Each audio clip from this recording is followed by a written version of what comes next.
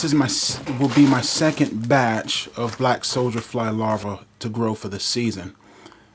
The first batch turned out well, but it's been eaten up by birds.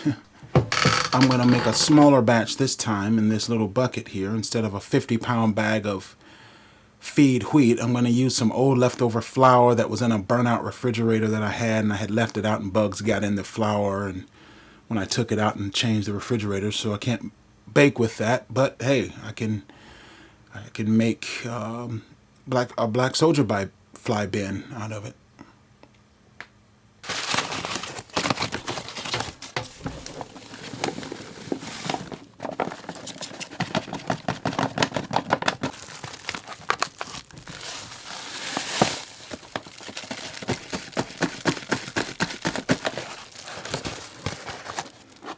My mom grew this cornmeal and had it custom ground. These things don't have to be precise.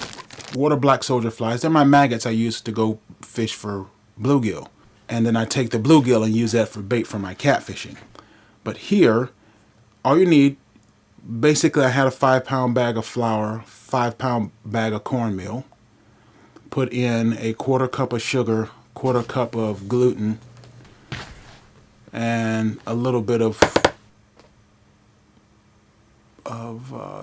active dry yeast. Now I know you're supposed to put the yeast in water and have it warm up for 10 minutes, but this is for flies. This is for maggots. They don't care.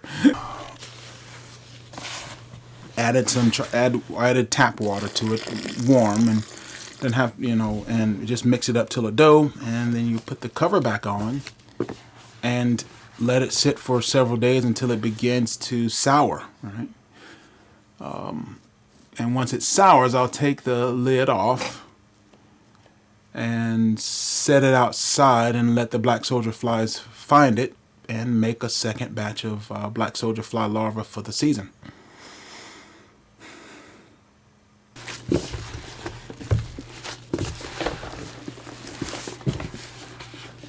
Well, my name's Damon, and welcome to the Catfish Kitchen.